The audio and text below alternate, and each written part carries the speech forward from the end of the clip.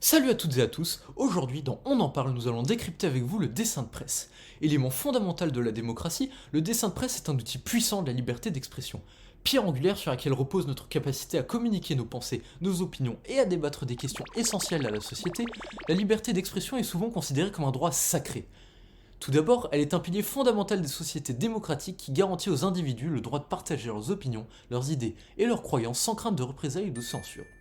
Elle est également considérée comme un reflet de la dignité humaine car elle reconnaît l'autonomie des individus et leur capacité à participer activement à la vie sociale et politique. Yes!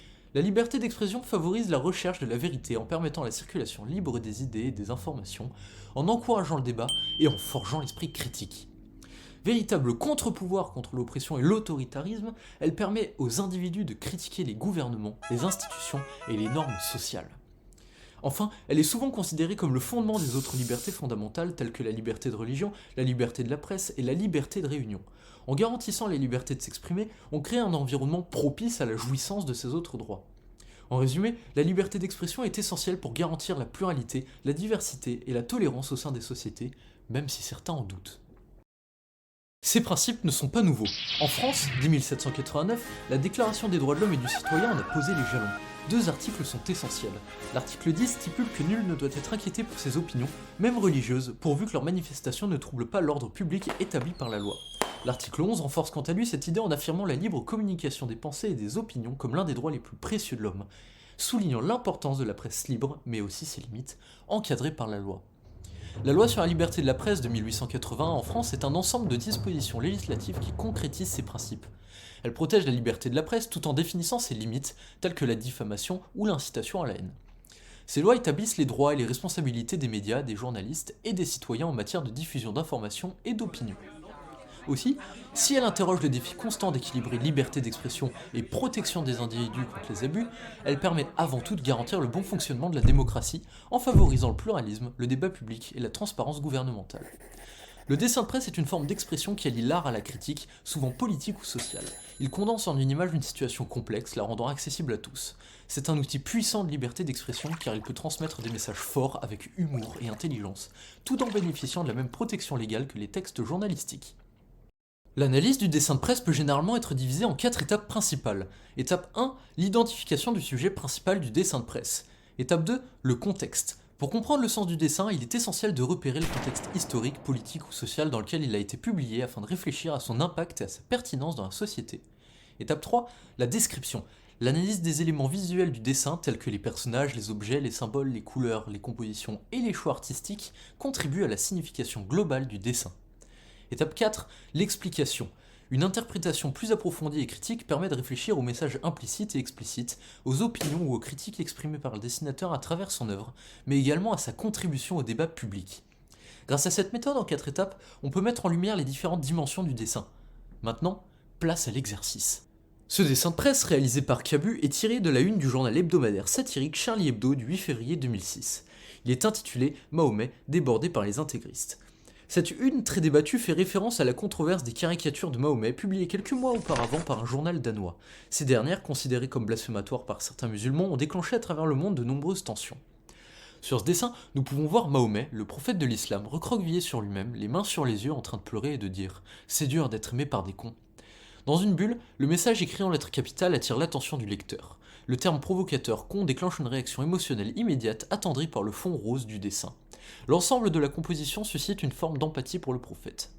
En représentant Mahomet de cette manière, Cabu met en lumière les conséquences de la liberté d'expression et le défi de concilier la critique des religions avec le respect des croyances religieuses.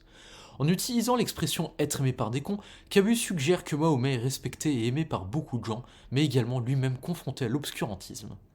En dépit de la véhémence des débats, le message du dessinateur demeure ici subtil.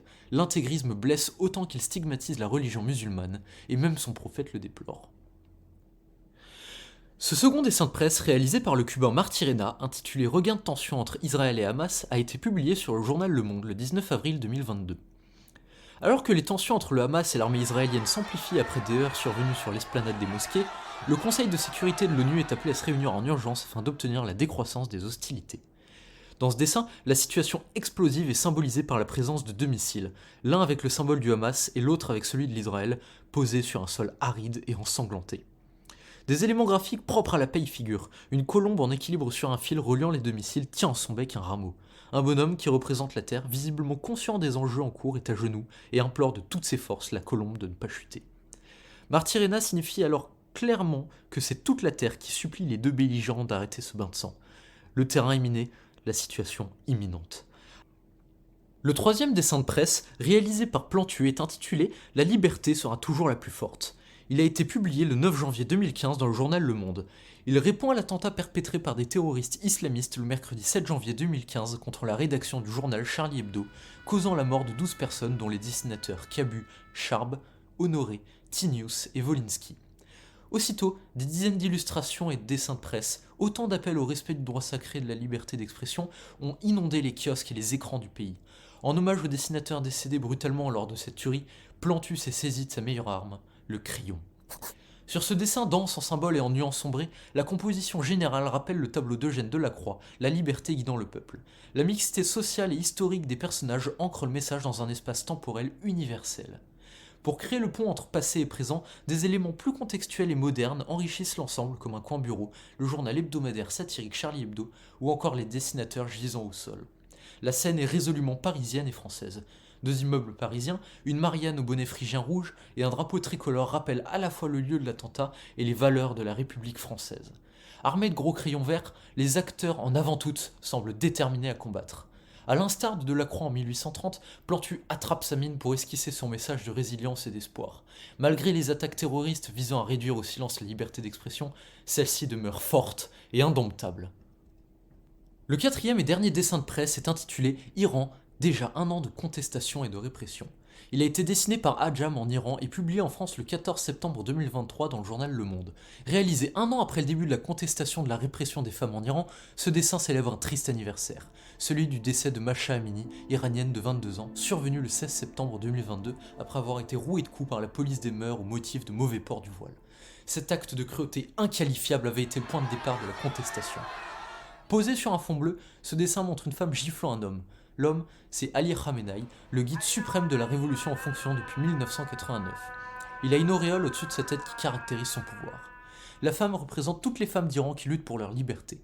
Sa coupe de cheveux au carré symbolise la modernité et l'occidentalité. Dans un mouvement partant de 2022 vers 2023, cette femme gifle violemment Ali Khamenei, illustrant le réveil de la contestation des femmes iraniennes face au régime. Ce dessin qui appelle à la mobilisation et à l'espoir encourage clairement les Iraniennes à continuer de secouer le régime religieux autoritaire et de s'emparer de leurs droits. Transcendant ce simple appel, le dessinateur va plus loin. Il faut sortir de l'indifférence, informer et alerter l'opinion publique sur les atteintes aux droits des femmes en Iran et partout dans le monde. Pour conclure, apprendre à lire un dessin de presse est un exercice qui nécessite recul et esprit critique, et ce, en classe comme dans notre quotidien. L'ensemble de ces dessins nous montre ô combien ils sont des moyens d'expression puissants. Malheureusement, dans le monde, la censure sévit chaque minute. De nombreux organismes veillent et alertent sur la fragilité de ce moyen d'expression tels que Reporters sans frontières ou Cartooning for Peace. Mais hélas, les attaques comme celle-ci subies par Charlie Hebdo attestent que la liberté de la presse n'est pas encore un droit acquis.